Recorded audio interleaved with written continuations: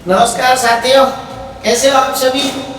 एक बार पुनः आप सभी का अध्ययन धाम के YouTube चैनल पर स्वागत है और उम्मीद है कि आपने आगे की क्लासें देखी होगी।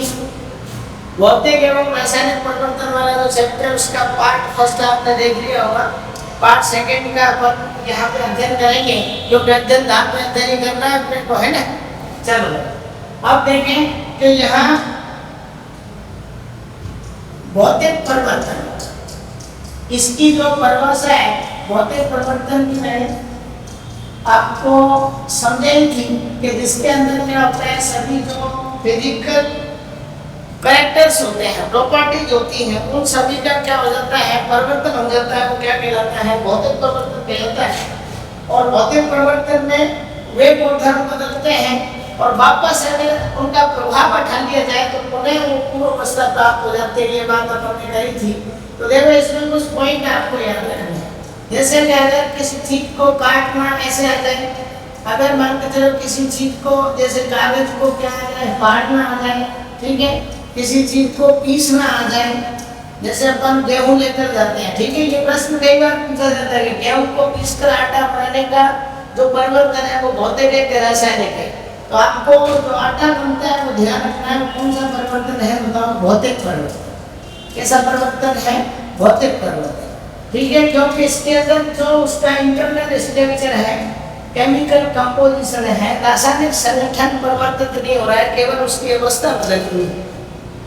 अब बात करें किसी चीज को क्या करना, बताओ, गर्म करना।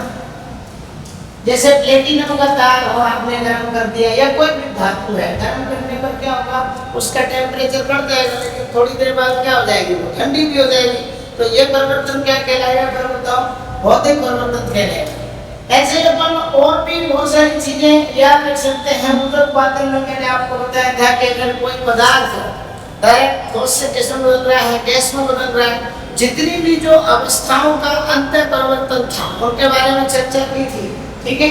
तो वो सभी किसके अंदर आ जाते हैं, भौतिक परिवर्तन के अंदर। अब कुछ एग्जाम्पल्स इसके अंदर अपन देखें कि इन घटनाओं से आधारित, पहले तो यहीं से देख लेते हैं कि अगर कोई कहता है कि ताजा कटा हुआ सेब, ताजा कटा हुआ सेब कौन सा परिवर्तन है, तो आपको ध्यान रखना है, भौतिक परिवर्तन, ठीक है। अगर वो कटे हुए सेब का जो टुकड़ा है वो लाल हो जाता है, लाल भूरा, तो वो कौन सा परिवर्तन है, रासायनिक, क्योंकि वहां पे कौन सा चेंजेस हुआ होगा, केमिकल चेंज। अब बात करें कि कागज का क्या हो गया, बताओ, फाड़ना, कागज को फाड़ना, कागज को क्या कर दिया, फाड़ना। आप तो कपड़े भी फाड़ सकते हो, तो कपड़ों को क्या करना, बताओ, फाड़ना। ये भी क्या हो गया, बताओ, भौतिक परिवर्तन। सब्जी का मतलब लकड़ी काटना, ऐसे कह सकते हो, लकड़ी को क्या करना, बताओ, लकड़ी का काटना, ये भी कौन सा परिवर्तन है, भौतिक परिवर्तन है। अगर किसी और चीज को भी अपन कह सकते हैं, धातुओं को क्या करना, बताओ, धातुओं को गर्म करना, ये भी कौन सा परिवर्तन है, भौतिक परिवर्तन। मेरा कहने का मतलब ये है कि अगर आपने पार्ट फर्स्ट वीडियो देखा है तो मैंने कतई जोर नहीं दिया है कि आप इन चीजों को याद करो। आप केवल उस कंडीशन को समझोगे जिसमें उसको भौतिक परिवर्तन को भौतिक गुणधर्म बदल रहे हैं, तो अपने आप उस घटना को बता सकते हैं कि ये भौतिक है कि रासायनिक। प्रयास आपका ये होना चाहिए कि जो प्रश्न वहां आना है उसके जो ऑप्शन है ABCD, ठीक है, उन ऑप्शनों को पढ़ के आपको पता हो जाना चाहिए कि ये भौतिक है कि रासायनिक है। क्योंकि कोई जरूरी नहीं है आप पेपरों को उठा कर देख रहे हो कि ना तो NCERT की भी जो लाइन है उनको भी नहीं देते, अब तो वो अपने हिसाब से बनाते हैं। तो थोड़ा सा इसका स्क्रीनशॉट लो, फिर अपन आगे बात करते हैं। क्योंकि भौतिक परिवर्तन के एग्जाम्पल ही बाकी है, बाद बाकी इसकी सारी चीजें मैंने आपको बढ़ा दी थी। फटाफट से इसका स्क्रीनशॉट लो।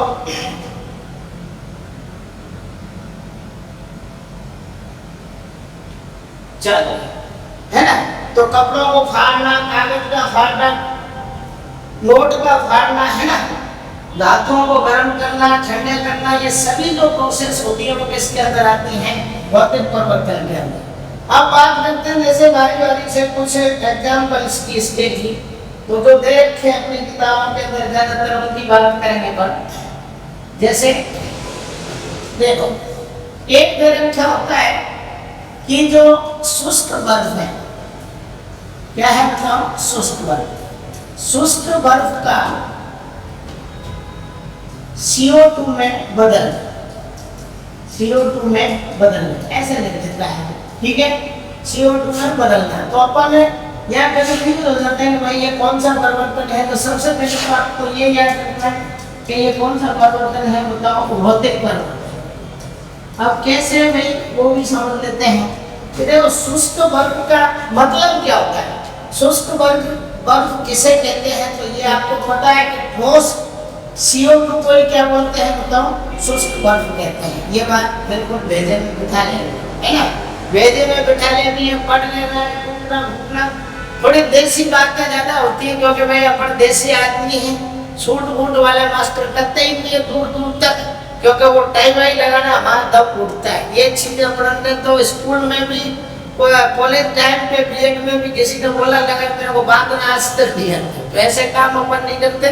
आपको तो समझना है बस देसी भाषा, तो देसी से ही समझना है, ठीक है। आपको भेजे में क्या बिठाना है, बताओ, ठोस CO2, है ना। ठोस CO2 को अपन किसमें बदल रहे हैं, बताओ, CO2 में। तो यहाँ कौन सी क्या हो रहा है, बताओ, केवल और केवल अवस्था परिवर्तन हो रहा है। क्या हो रहा है, बताओ, अवस्था परिवर्तन, है ना। अवस्था परिवर्तन जो हो रहा है, पहले वो ठोस में थी, अब किसमें बदल गई, बताओ, गैस में बदल गई। तो परिवर्तन कौन सा हो गया, भौतिक परिवर्तन। और ये जो घटना कहलाती है कि ठोस से डायरेक्ट किसमें चेंज होना, बताओ, गैस में चेंज होना, मैंने आपको बताई थी पिछली क्लास में।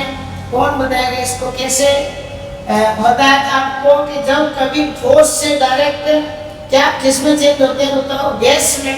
तो ये क्या कहलाता है, और गैस से ठोस में चेंज होता है तो क्या कहलाता है। जब कभी कोई पदार्थ ठोस से डायरेक्ट किसमें चला जाता है, गैस में, तो ये जो घटना कहलाती है वो क्या कहलाती है, बताओ, ऊर्ध्वपातन की घटना, ठीक है, सब्लिमेशन। जैसे कपूर का जलना है, तो ऐसे ही अपन और भी लिख सकते हैं। कपूर का क्या है, बताओ, जलना, ये भी कौन सा परिवर्तन है, बताओ। कपूर का जलना क्या है, भौतिक परिवर्तन। कई बार अपने दिमाग में आता है कि जब भी जलने की बात आती है, ये कपूर जो होता है वो डायरेक्ट किसमें चेंज हो जाता है, गैस में। तो ये कौन सा होता है, भौतिक परिवर्तन। क्योंकि जलना और दहन रासायनिक परिवर्तन के अंदर ज्यादातर देखा जाता है। अब बात करें अपन और भी ऑप्शन में, जैसे पानी है, ठीक है, पानी को हमने क्या किया, बताओ, पानी को वाष्प में बदलना, पानी को वाष्प में बदलना। पानी को वाष्प में कैसे बदलेंगे, केवल पानी की स्टेट बदलेगी।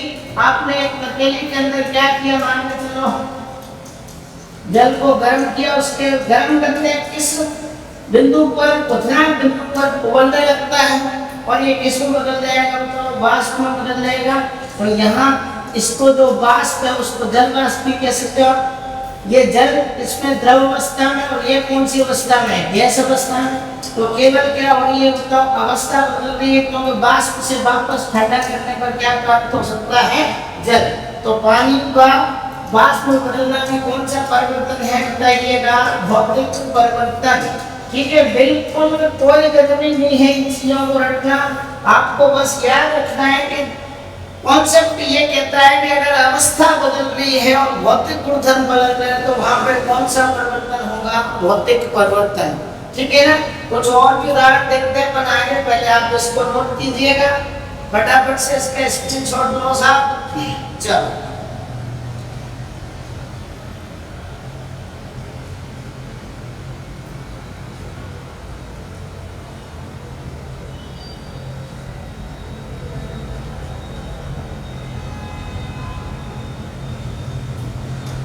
चलो बढ़ते हैं आगे भाई।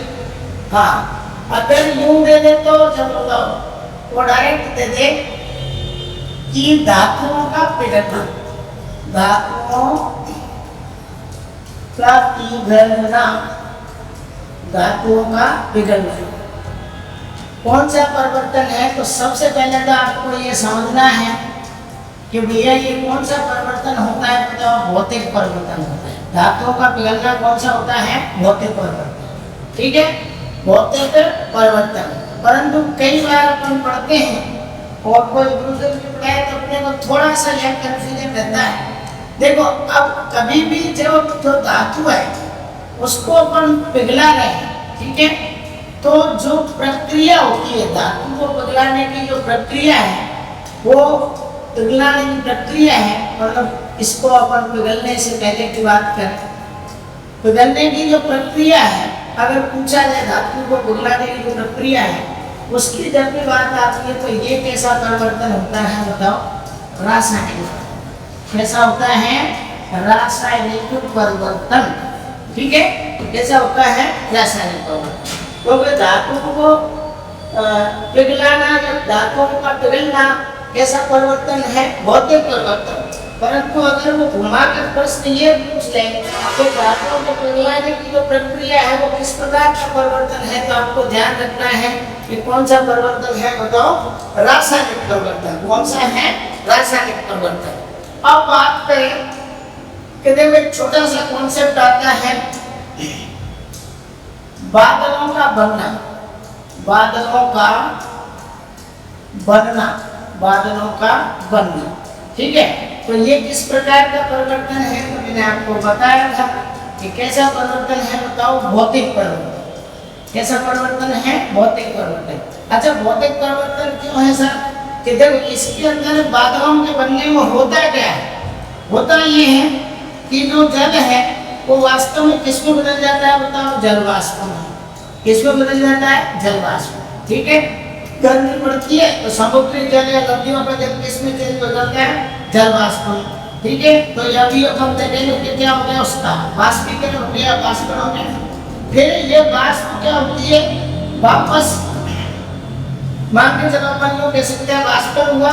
यहाँ पे घटना होती है कौन सी बताओ? संघनन, कंडेंसेशन। जलवाष्प पुनः छोटी छोटी, पहले तो वाष्प थी, अब वाष्प में छोटी छोटी बूंदों के रूप में ये किसको बदल जाती है? जल के रूप में, है ना।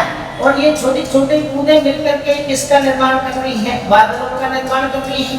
तो बादलों का जो निर्माण कर रही है वो प्रक्रिया कौन सी है बताओ? संघनन, ठीक है। क्योंकि जलवाष्प किसको चेंज हो रही है? जल के अंदर।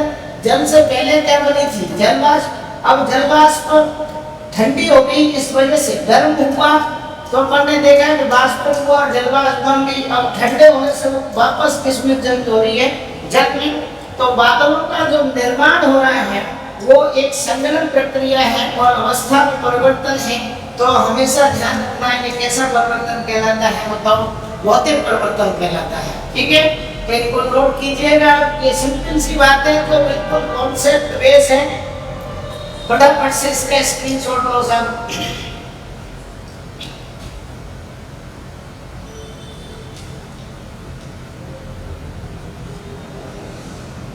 चलो देख, इसी के साथ अपन कह सकते हैं कि एक प्रोसेस होती है क्रिस्टलीकरण। कौन सी प्रोसेस होती है? क्रिस्टलीकरण, ठीक है। ये प्रक्रिया है, किण्वन अलग होती है, क्रिस्टलाइजेशन अलग होती है।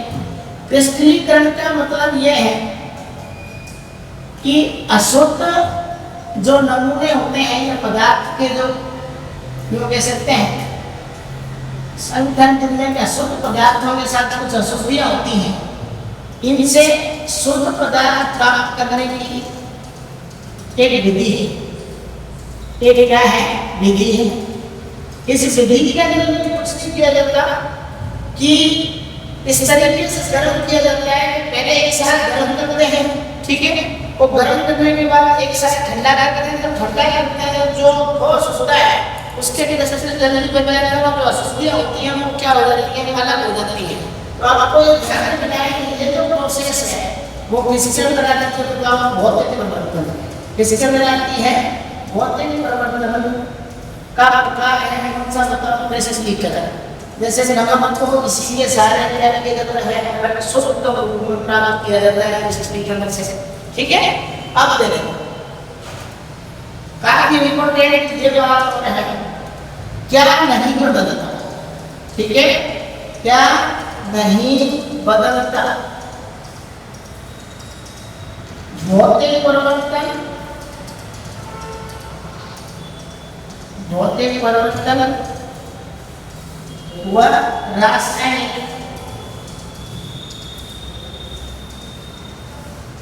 परिवर्तन। ठीक है, तो अपन बोलेंगे बात याद रखनी है कि कई बार ऐसा हम सुनते हैं कि जो भौतिक नहीं बदला वो रासायनिक में बदल जाएगा, और जो रासायनिक नहीं बदलेगा वो भौतिक में बदल जाएगा। लेकिन कुछ चीजें ऐसी होती हैं, एक बात को बराबर याद रखना है कि पदार्थ का जो मास होता है या क्या बोलते हैं मतलब द्रव्यमान होता है, वो नो चेंज, ये बात आपको याद रखनी है। द्रव्यमान नहीं बदलता है, चाहे आपका कोई सा भी परिवर्तन हो, कोई सा भी परिवर्तन हो, चाहे क्या हो, भौतिक परिवर्तन हो चाहे कौन सा हो, रासायनिक परिवर्तन तो ऐसे प्रोसेस के आगे रहते हैं, लेकिन कौन सा नहीं बदलता है तो आपको ध्यान रखने की चीज होता है द्रव्यमान। अब आप कहोगे क्यों नहीं बदलता है, तो देखो इसका देखिए ये है कि एक नर्वस जो वैज्ञानिक थे,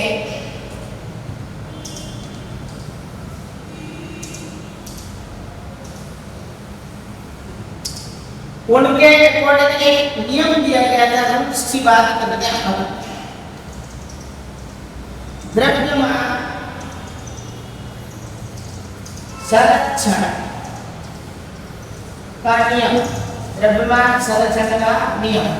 देखो इसके अनुसार एक बात याद रखनी है आपको कि ना तो किसी मतलब किसी भी रिएक्शन से किसी नए पदार्थ का निर्माण किया जा सकता है, मतलब और न ही किसी को केवल एक रूप से किया जाते हैं, ना तो बनाया जा सकता है ना ही नष्ट किया जा सकता है, केवल एक रूप से दूसरे रूप में किया जाते हैं, परिवर्तित करते हैं। और कभी भी जो द्रव्यमान है वो बदलता नहीं है, जो होता है वही किसका होता है, उत्पादन का होता है। तो यहाँ पर ये नो चेंज के रूप में आपको इसको याद रखना है द्रव्यमान। ठीक है, तो क्रिस्टलीकरण डायरेक्ट पूछा जा सकता है किस प्रकार का परिवर्तन है, तो भौतिक परिवर्तन। ठीक है सर, अब बात करेंगे क्या नहीं बदलता है, तो ये दोनों में ही बदलता है द्रव्यमान, ये ध्यान रखना। और किस नियम का पालन करता है, तो द्रव्यमान संरक्षण नियम का पालन करता है। ठीक है, चलो भाई इसका फटाफट से इसको नोट करो, स्क्रीनशॉट लो ये।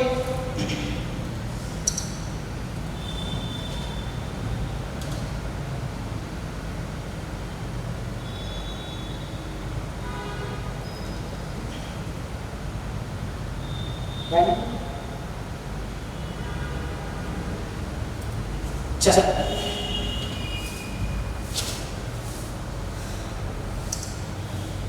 अब देखो दूसरा जो परिवर्तन है उसकी बात करेंगे, रासायनिक परिवर्तन। कौन सा परिवर्तन है, रासायनिक परिवर्तन। रासायनिक परिवर्तन की जो हम जब भी बात करें केमिकल चेंज की, तो इसके अंदर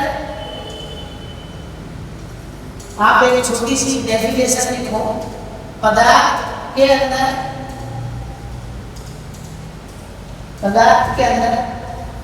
होने वाले ऐसे परिवर्तन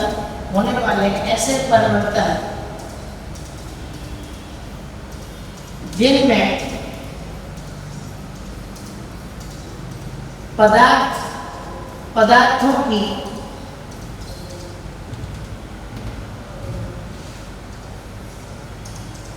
या पदार्थों के ऐसे सोच सकते हैं आंतरिक संगठन, पदार्थों के क्या करते हैं, पदार्थों के आंतरिक संगठन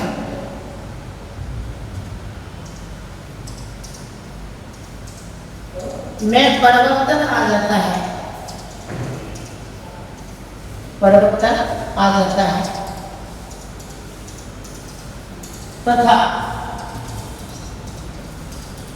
नए पदार्थों का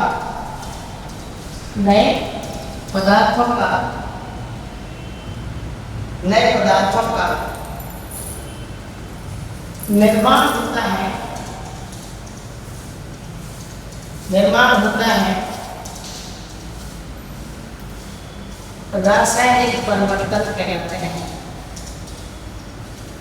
रासायनिक परिवर्तन कहलाते हैं।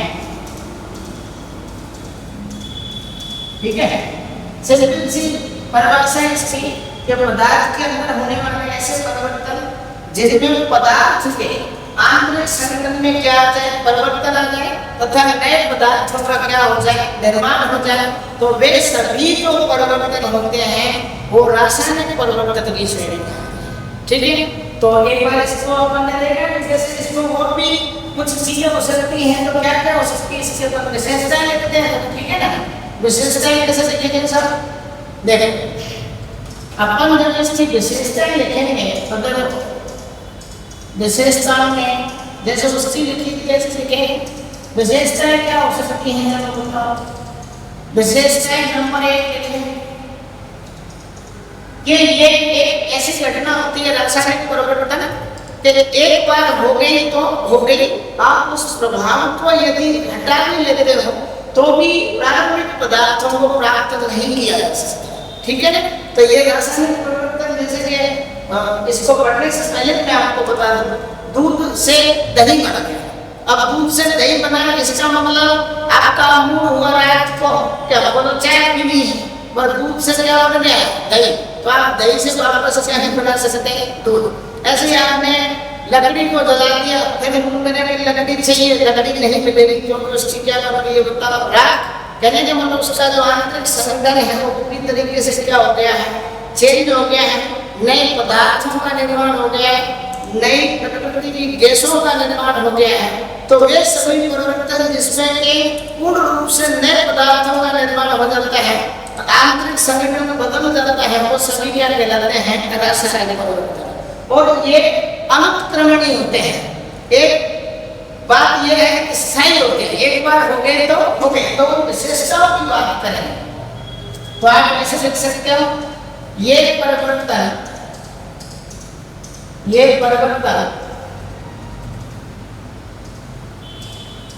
अनुक्रमणीय होते हैं, अनुक्रमणीय होते हैं। तो सभी जो एक चीज और रासायनिक प्रक्रिया हुई किससे बन जाएंगी बताओ, ज्यादातर सभी रासायनिक प्रक्रियाएं किसमें आती हैं,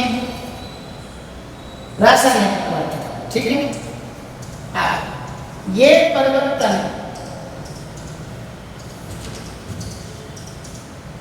स्थायी होते हैं। कैसे होते हैं बताओ, स्थायी होते हैं।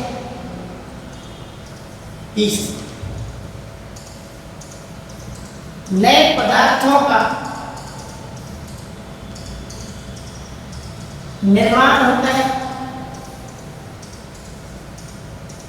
नए पदार्थों का क्या होता है, निर्माण होता है।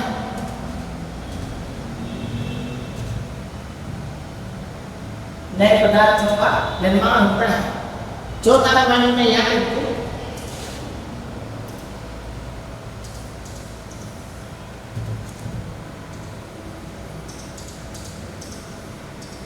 आंतरिक संरचना, मॉलिक्यूलर अपन कह सकते हैं स्ट्रक्चर, इंटरनल स्ट्रक्चर, आंतरिक संरचना बदल जाती है। आंतरिक संरचना क्या हो जाती है, बदल जाती है। देखो कौन से छोटे से पॉइंट याद रखने कि ये परिवर्तन कैसे होते हैं, अनुक्रमणीय होते हैं। कहने का मतलब एक बार हो गए तो हो गए, आप उस प्रभाव को वापस हटाएंगे तो भी कोई जरूरत नहीं कि वो प्रारंभिक पदार्थ आपको प्राप्त हो। ये परिवर्तन कैसे होते हैं, स्थायी होते हैं। एक बार हो गए तो हो गए। इससे अंदर नए पदार्थों का क्या होता है, निर्माण होता है। आंतरिक संरचना क्या हो जाती है, बदल जाती है। अब और भी परिवर्तन होते हैं, जैसे कि इसकी और भी विशेषता और इनके अलावा क्या परिवर्तन होता है, पहले आप इसको स्क्रीनशॉट दे दीजिए, उसके बाद बात करते हैं।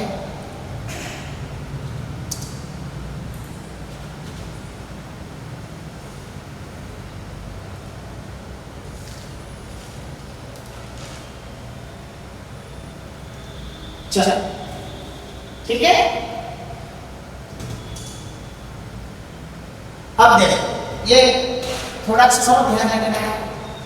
कि नए पदार्थों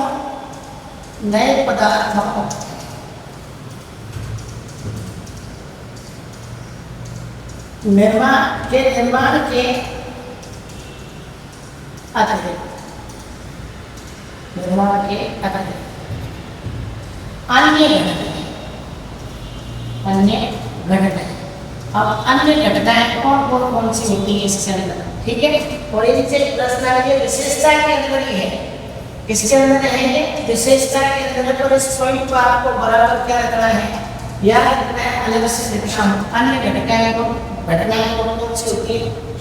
देखो पूरे दिन बड़ा के थोड़ा सा थक भी जाते हैं तो कोई चोंच इससे कहीं चीज बोलते घटनाएं तो वो घटनाओं वाले तो वो आप थोड़ा सा एडजस्ट कर लेना, कोई दिक्कत नहीं है ना। चलो ये कोई डिस्कस नहीं होता है, कोई गवर्नर चाहो तो मेडिकल मास्टर कह रहा था पदार्थों आप कह रहा है पदार्थ, ऐसा कुछ नहीं होता है। देखो सबसे पहले आपको ये याद रखना है भाई कि ऊष्मा निकलती है। क्या निकलती है, ऊष्मा या तो निकलती है और ऊष्मा शोषित भी होती है ना, ऊष्मा जरूर। अब बात करें उसके अलावा क्या होगा, बताओ प्रकाश क्या होगा, प्रकाश क्या होगा, प्रकाश। अच्छा एक चीज और ध्यान रखिएगा कि बल्ब का जलना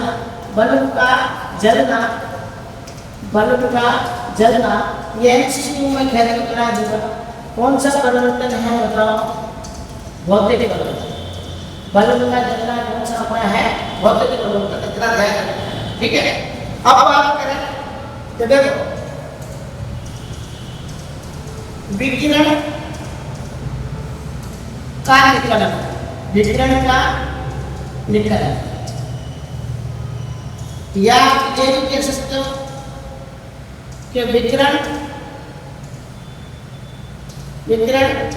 का अवशोषण होगा, ठीक है। उसके अलावा देखो ध्वनि निकलना, साउंड भी निकलती है, ध्वनि निकलना। और इसी के अलावा कह सकते हैं कि अरुचिकर या रुचिकर जिनका अक्षर नहीं लगे अरुचिकर गैसों का उत्पन्न होना,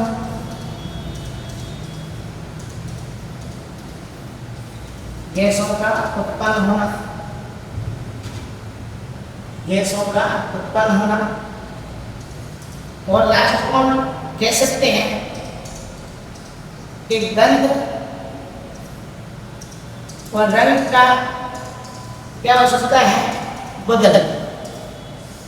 तो ये कुछ और भी बातें हैं, उनके अलावा भाई स्थायी होता है, अवक्रमणीय होता है, नए पदार्थों का निर्माण होता है, ठीक है। उसके अलावा ये घटनाएं होती है, देखो रासायनिक परिवर्तन में ऊष्मा निकलती है।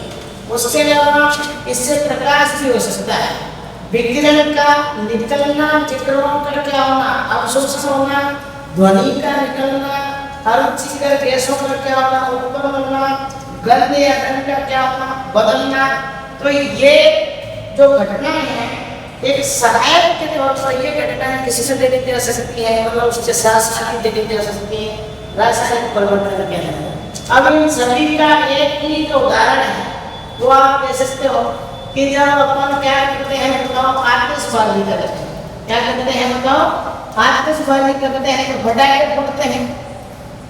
तो जो पटाखे हैं, पटाखों के कारण, ठीक है, या पटाखा हो चाहे क्या हो, फुलझड़ी है, इनके कारण हम देखेंगे कि देखो ऊष्मा भी निकलती है, उजाला भी होता है, प्रकाश भी होता है, विकिरण में निकलते हैं। मतलब विकिरण में निकलकर घटना देखेंगे अपन गैर बराबर वाली, ध्वनि भी निकलती है, नई गैसों का निर्माण भी होता है, अलग सी गंध भी आती है। और ऊपर जब पटाखों को छोड़ा जाता है तो तरह तरह के कलर के साथ फटते हैं। तो ये कुछ घटनाएं हैं जो किससे संबंधित होती है, बताओ, रासायनिक परिवर्तन से। किससे संबंधित होती है, रासायनिक परिवर्तन से। तो ये आपको पता होना चाहिए। जब भी कोई कहे आपसे कि भाई ध्वनि इसे रासायनिक एक से कराई और फट की ध्वनि के साथ हाइड्रोजन गैस जल रही है, इसका मतलब कौन सा परिवर्तन हुआ होगा? रासायनिक परिवर्तन। ठीक है, तो ये मेरे परिचय हो गया अपने रासायनिक परिवर्तन का। तो इसको नोट कीजिएगा फटाफट से, स्क्रीनशॉट।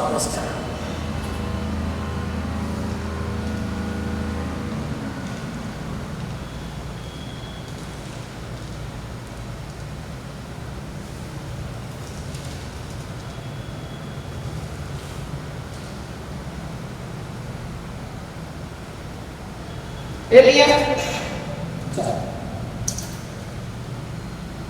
अब देखो एक घटना और होती है जैसे कि किण्वन की फर्मेंटेशन। ठीक है, किण्वन की अपन बात करें और सारे लोग जानते हैं जिसको अपन फर्मेंटेशन बोलते हैं।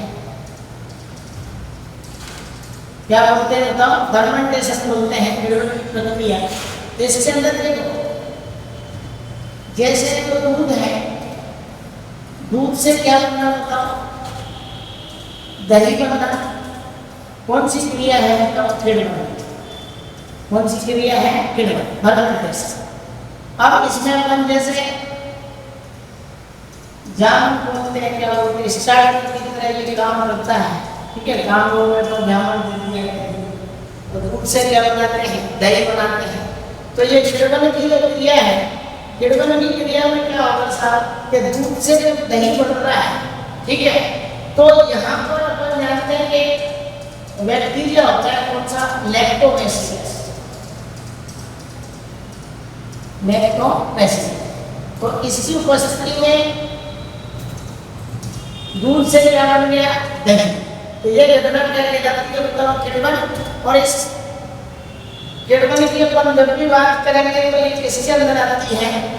रासायनिक परिवर्तन। इसके अंदर आती है तो रासायनिक परिवर्तन। ठीक है, साइंस में ज्यादा वक्त नहीं शक्तियों में ध्यान ना तो हमने दिया है, आप नहीं दे रहा, समझ रहे हैं। देखो अब बात करते हैं किण्वन हो गया। किण्वन के अंदर और क्या होता है आपको ध्यान है? शराब का क्या करना? शराब का निर्माण। ये भी कौन सी क्रिया है बताओ? किण्वन की क्रिया है। तो वास्तव में ये कौन सा परिवर्तन होगा? रासायनिक परिवर्तन होगा। कौन सा परिवर्तन होगा? रासायनिक परिवर्तन होगा। ठीक है, रासायनिक परिवर्तन हो गए। और अपन क्यों कहते हैं कि कई बार जो फल वगैरह से लगते हैं उनसे भी किण्वन की क्रिया शराब का क्या करते हैं? करते हैं ईस्ट खमीर, इनका नाम इससे संबंधित है ना? जो शराब दुकान में क्या करते हैं? ये उनको ध्यान रखना है। कौन सी घटना है तो किण्वन की किसमें आती है? रासायनिक परिवर्तन। अब बात आ रही है कि एक घटना होती है दहन। कौन सी घटना होती है? दहन। दहन का मतलब होता है किसी भी चीज को जलाना। किसी भी चीज को क्या करना बताओ? जलाना। आप किसी चीज को जैसे क्या क्या कर रहे हैं? कोयले को जलाना। कोयला को तो सील लेते हैं। कोयला को किसी परिस्थिति में जलाया, चलो वायु की परिस्थिति में तो ये ऑक्सीजन ले लिया, तो अपन कहेंगे क्या बनेगी? तो CO2 कार्बन डाइऑक्साइड। क्या बनेगी? कार्बन डाइऑक्साइड गैस बनेगी। और कार्बन डाइऑक्साइड गैस के साथ ही क्या बनेगी? राख बन जाएगी। तो अपन कह सकते हैं कि ये जो दहन की प्रक्रिया होती है वो भी किसके अंदर आती है? रासायनिक परिवर्तन। क्योंकि किसी को वस्तु को आप जलाओगे, चाहे वो लकड़ी हो, कागज हो, किसी कपड़ा हो, उसको आप जैसे ही जलाओगे, जलाने के बाद क्या होगा कि उसमें केमिकल चेंजेज है, नई गैसों का निर्माण होगा, नए पदार्थ का क्या हो जाएगा? निर्माण हो जाएगा।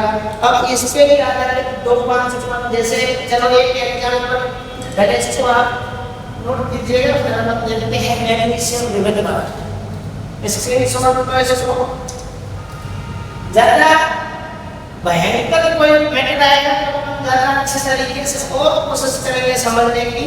किण्वन फर्मेंटेशन से दही का बनना, तो ये कौन सा परिवर्तन है? मतलब रासायनिक परिवर्तन, ठीक है। और यही आपके दिमाग में एक चीज और आती होगी, चलो होता रहता हूँ यहाँ में, दूध का फटना। दूध का क्या है? फटना। दूध कैसे फटता है ऐसा? तो दूध का जो फटना है, तो आपको ये ध्यान रखना है कि दूध के अंदर केसीन प्रोटीन पाई जाती है। कौन सी प्रोटीन पाई जाती है? केसीन प्रोटीन, ठीक है। केसीन जो प्रोटीन होती है वो पैरा केसीन प्रोटीन में बदल जाती है। और जो प्रोटीन होती है, इस प्रोटीन के बारे में जैसे प्रोटीन के 4 डिग्री, 3 डिग्री, 2 डिग्री है ना, 1 डिग्री इस टाइप की होती है। और इसमें विकृतीकरण की घटना होने लगती है। कैसे होने लगती है? विकृतीकरण, यानी कि मतलब प्रोटीन की शक्ल क्या हो जाती है? बिगड़ जाती है। तो ये क्या होता है? दूध का फटना कहलाता है। इसलिए वो अलग अलग सा आपको दिखाई देता है आपने उदाहरण के रूप में। तो ये ध्यान रखना आपको कि दूध में कौन सी प्रोटीन होती है?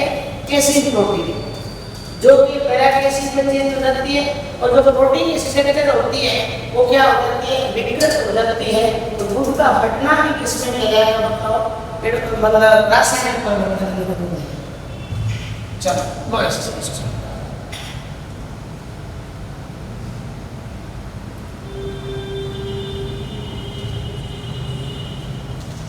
चलो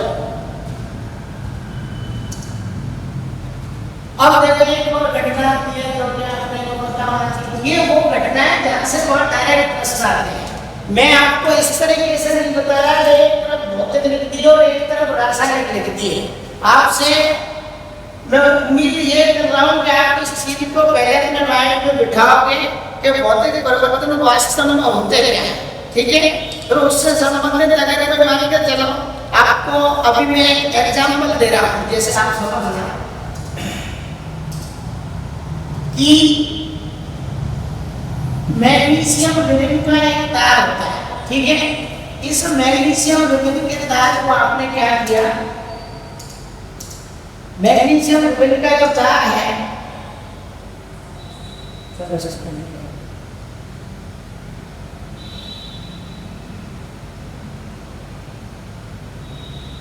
देखें, मैग्नीशियम रिंग का जो तार है इसको जलाने के कई बार एग्जाम में पूछे जाते हैं। एग्जाम ऐसा होता है, ये मैग्नीशियम का क्या है? तार, ठीक है।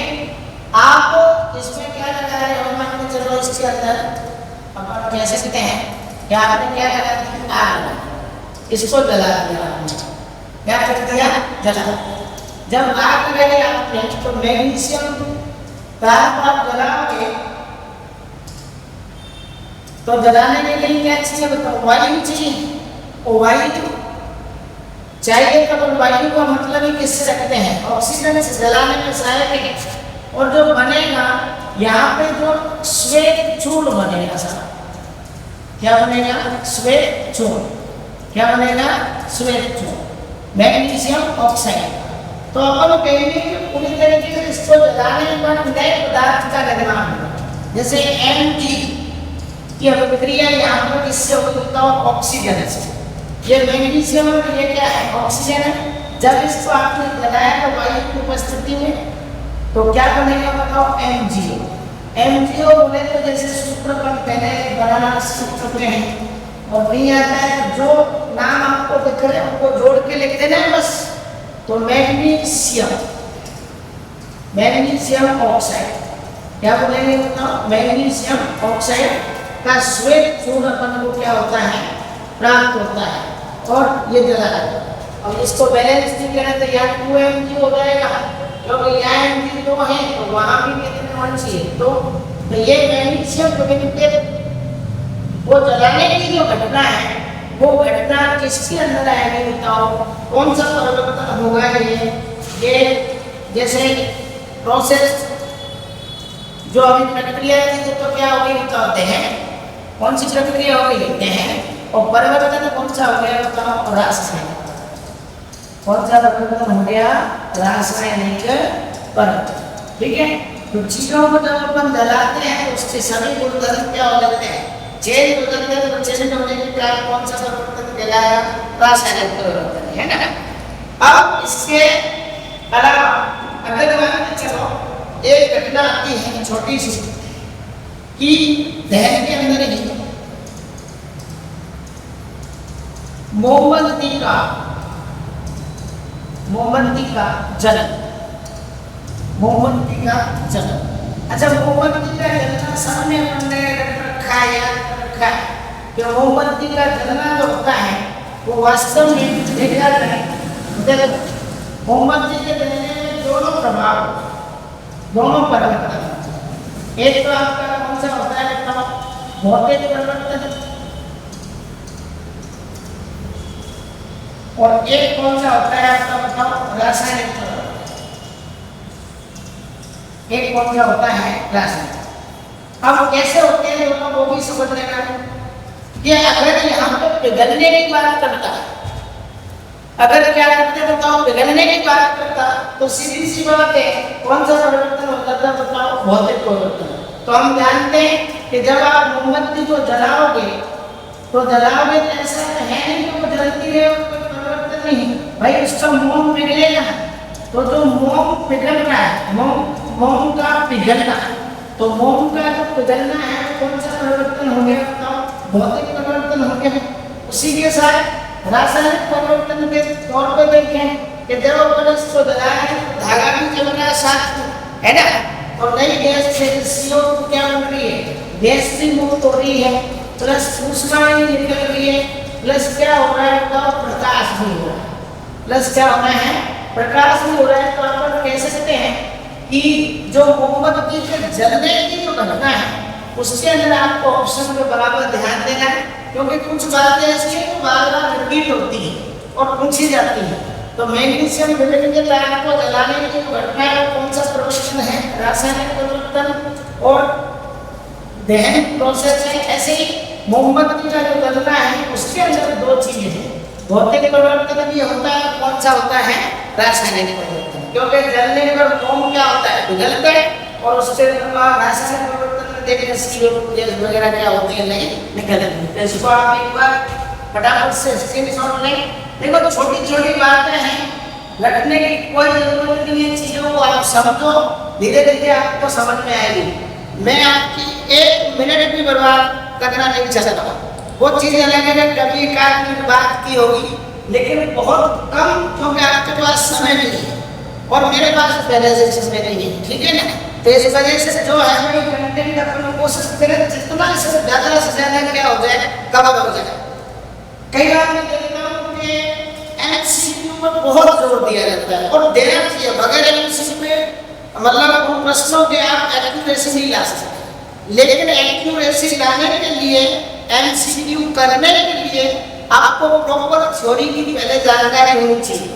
अब तुम खाली क्यों जलोगे, मैग्नीशियम को जला, तार को जलाना, रासायनिक परिवर्तन, तो ऐसे नहीं चलते। आपको उसके पीछे के पूरे लॉजिक समझने चाहिए। कॉन्सेप्ट समझोगे तो आपका प्रश्न करने की गलत नहीं है, क्योंकि एग्जामिनर के पास केवल ये एग्जाम्पल नहीं है तो भाई मोमबत्ती का जलना है, वो और भी बना सकता है। आपको वहाँ पूरा यूं कह सकते हो पूरा माइंड के साथ सोल्व करना है, जितने भी चार ऑप्शन है उनमें पता चलेगा आपको कौन सा गलत है कौन सा सही है। वो कब होगा जब आप पूरी थ्योरी अच्छे से पढ़ के जाओ, है ना। डायरेक्ट प्रश्न भी करना उचित इसलिए नहीं है कि पहले पूरी जानकारी होती है, उसके बाद प्रश्न करने में अच्छा मजा नहीं आता है ना। चलो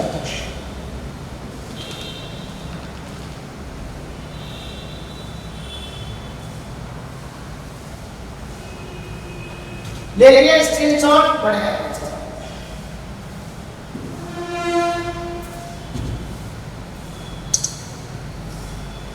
अब एक प्रोसेस और होती है जंग, कौन सी होती है, जंग, ठीक है, जंग, जिसको अपना साइंस की भाषा में संख्या भी कहते हैं। क्या बोलते हैं, संख्या, है ना। अब ये है धातुओं के अंदर लगती है जंग। जब कभी धातुओं को अपन नमी में छोड़ते हैं, बाहर खुला छोड़ते हैं, तो उनमें क्या जाती है जंग, क्योंकि वो नमी से क्या करते हैं, क्रिया करते हैं। क्रिया करने के बाद वो धातु को ऑक्साइड में चेंज हो जाते हैं और जल के अणुओं के साथ रहते हैं। जैसे जो लोहा है, कौन सा है, लोहा। लोहा अपन देखेंगे कि वायु प्लस जल के साथ रिएक्शन करके जंग लगा हुआ लोहा बन जाता है। ठीक है, जैसे बात यहाँ पहुँच, जैसे अपन इसको समीकरण के रूप में F और आपका क्या हो गया ऑक्सीजन प्लस क्या हो गया बताओ H2। ठीक है, अभी अपन ले जाएंगे कि ये तीनों रिएक्शन करेंगे, रिएक्शन करके Fe2O3 डायरेक्ट ऑक्साइड है ना, डॉट H2O। कहने का मतलब यहाँ पर जल के अणुओं की संख्या निश्चित नहीं होती है। जल के अणुओं की संख्या फिक्स नहीं। ठीक है, तो ये जो है जो आपको दिखाई दे रहा है, ये कौन सा लोहा है बताओ, जंग लगा हुआ। और ये जो परिवर्तन क्योंकि इसमें चेंजेज हो गए, तो ये कौन सा परिवर्तन है, तो इस परिवर्तन का उदाहरण है ये रासायनिक परिवर्तन। कौन से परिवर्तन का है, रासायनिक परिवर्तन का उदाहरण है। ठीक है, कौन से परिवर्तन का उदाहरण है, रासायनिक परिवर्तन। रासायनिक परिवर्तन का उदाहरण, उसके साथ साथ आपसे यहाँ पे मेरे को याद आ गया तो अपन बात कर लेते हैं। एक प्रश्न बनता है कि जंग लगने पर, ठीक है, जंग लगने पर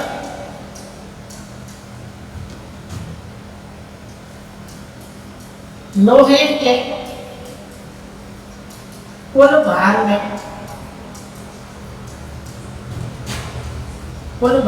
क्या होती है, वृद्धि होती है। कुल भार में क्या होती है, वृद्धि होती है। कुल भार में क्या होती है, वृद्धि। कहने का मतलब जंग लगने के बाद अपन ये तो कहते हैं कि लोहा खराब हो गया, लेकिन वास्तव में उस पे जंग लगने पर जल के अणुओं की संख्या क्या हो जाती है, बढ़ जाती है। तो अपन कह सकते हैं कि इस पे जो भार है इसका वो क्या हो जाएगा बताओ, बढ़ जाएगा। तो ये प्रश्न कई बार पूछा जाता है कि जंग लगने पर बताओ लोहे का क्या होता है, भार घटता है या बढ़ता है। तो आपको ध्यान रखना है, लोहा खराब तो हो रहा है लेकिन उसके कुल भार में क्या हो रही है, वृद्धि हो रही है ना। अब ये कौन सी प्रोसेस थी, संचालन या जंग लगना, ये कौन सा परिवर्तन है, रासायनिक। ठीक है, अब यहाँ से आगे है, कल देखेंगे अगली क्लास में। धन्यवाद।